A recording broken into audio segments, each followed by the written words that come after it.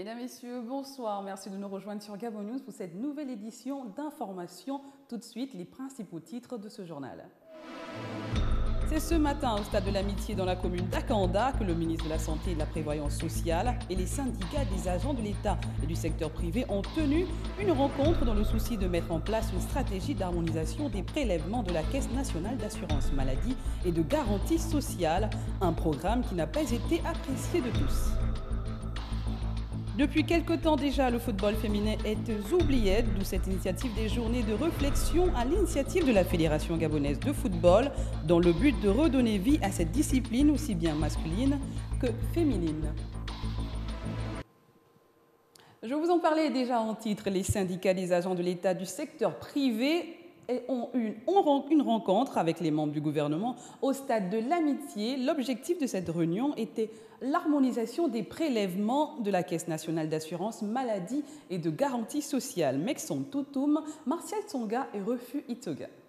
Jean-Pierre Oyiba, ministre de la Santé et de la Prévoyance sociale, a ouvert ce mardi au stade d'Angondje les travaux sur l'harmonisation de l'assiette des cotisations des travailleurs. Dans son discours, le ministre a précisé l'objectif de cette rencontre. Définir les nouvelles conditions de gestion paritaire pour intégrer les représentants des employeurs et des salariés. Proposer un nouveau système de prélèvement. Redéfinir le cadre législatif et réglementaire permettant une harmonisation des différents systèmes d'assurance maladie privés avec la CNAMGES. Identifier des sources de financement alternatives ou complémentaires. L'application du décret sur l'assurance maladie des salariés du secteur privé est aujourd'hui source de querelles, ce qui justifie la tenue des dits travaux. L'application de certains paramètres retenus dans ce décret, notamment le plafond fixé à 6 millions de francs CFA, entraîne des charges sociales insoutenables pour certains salariés du secteur privé, dont l'assiette de cotisation est très large, comparativement aux agents du secteur public qui ont des traitements imposables ou soumis à cotisation minorée. Selon le programme proposé par le ministère, les travaux devaient se poursuivre en atelier, mais cette proposition n'a pas trouvé l'assentiment des syndicalistes. Restons toujours sur cette rencontre. Les syndicalistes n'ont pas donné leur approbation sur le programme qui leur a été proposé par la partie gouvernementale. Ils ont proposé qu'une étude actuelle soit garantie, retrouvant une fois de plus nos reporters Mekson Toutoum, Martial Tsonga et Refu Itoga.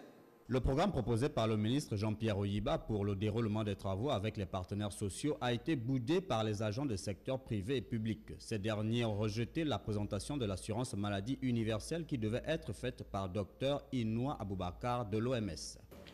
Avec respect, nous souhaiterions, n'est-ce pas, sortir pour nous accordez-nous 5 minutes de votre temps précieux, s'il vous plaît. Merci. Les organisations.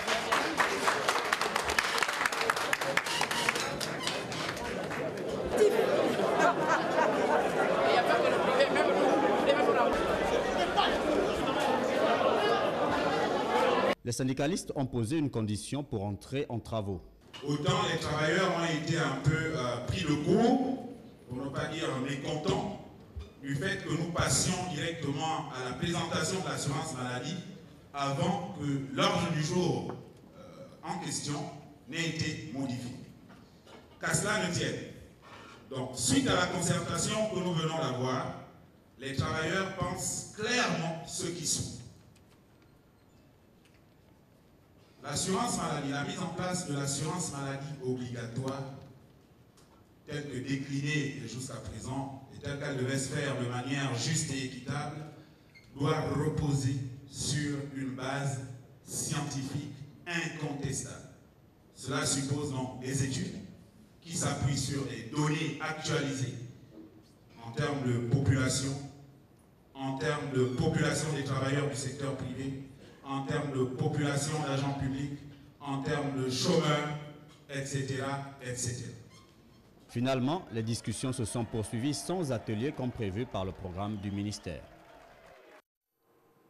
Cap à présent à Koulamoutou, nous sommes dans la capitale provinciale de Logoélolo. Depuis quelque temps, la route qui conduit au lycée d'État Jean Stanislas Mingolet est assaillie par une mare d'eau et menace les habitations des enseignants.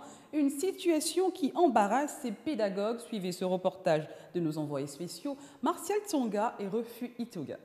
Il y a encore une quinzaine d'années, ces immeubles donnaient envie d'y habiter, mais aujourd'hui, ils donnent envie de déménager. L'État ne s'occupe de rien du tout là. C'est nous-mêmes. Il y a un système, il y a des cotisations. Chaque immeuble, les occupants de chaque immeuble font des cotisations. Donc on se charge un peu de faire l'entretien. Et si ce n'est que l'entretien qu'on peut faire, hein. Maintenant les travaux plus coûteux là, qui nécessitent d'énormes moyens, nous ne pouvons pas les entreprendre. C'est des vieux bâtiments qui datent depuis des années, semblerait-il, hein, 1973 comme ça. Oui. Et donc c'est déjà gaspillé, Envahi d'herbe et la verdure qui dicte sa loi, avec l'eau qui attire moustiques et reptiles, ceux qui y habitent ne savent plus à quel sens se vouer. Faute de logement dans la capitale, ils sont contraints. Déjà, il faut déjà préciser que nous ne sommes pas obligés, hein, d'y habiter. Parce que ceux qui ne sont pas d'accord, qui ne veulent pas vivre dans cette situation-là, qu'est-ce qu'ils font? Ils partent louer quelque part. Mais il y a aussi ce problème-là parce que ce n'est pas facile d'avoir un logement, hein, ici à Kouloumountou. Les maisons sont vraiment difficiles, une denrée rare. Donc maintenant, à défaut de ce qu'on aime, si c'est ce qui est à notre portée, on est obligé. Voilà qui soulève la problématique du logement au Gabon. L'État, à cet effet, est appelé à la rescousse. Revenons sur Libreville. Des journées de réflexion à l'initiative de la Fédération gabonaise de football ont réuni ce week-end au Palais du Sénat des figures de la discipline. Objectif, trouver des pistes de solutions pour relancer le football féminin plongé dans la profonde léthargie depuis plusieurs années. C'est un reportage de Justin Bitegui. Cette journée de réflexion sur le football féminin est une rencontre initiée par la tutelle fédérale sous le patronage du ministère des Sports. L'objectif est de trouver des pistes de solutions pour relancer le football féminin. C'est donc le moment ici de féliciter la Fédération de football qui a accepté dans son cercle très fermé la présence à son comité exécutif de femmes à des postes honorables de décision. On assiste aujourd'hui à la journée de réflexion du football féminin. Nous pensons que le sport, qui est une matière à enseigner, inscrive dans ses programmes à l'école le football pour les filles et les garçons.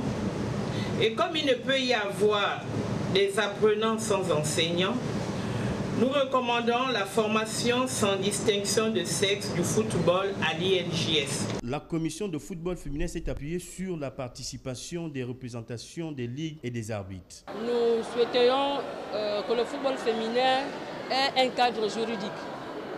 Nous ne voulons plus nous limiter au niveau des matchs de levée de rideau.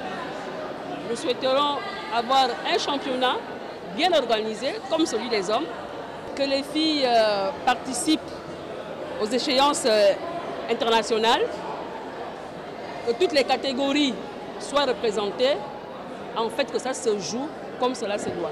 Durant 2 jours, les participants ont pu assister aux différentes interventions des experts venus d'autres pays, apporter leur expérience au football féminin gabonais. Près de 17 recommandations ont sanctionné ces journées de réflexion afin de redonner vie au football féminin gabonais. C'est tout pour ce journal. Merci à vous de l'avoir suivi. L'info se poursuit sur www.gabonnews.com. Au revoir et à demain.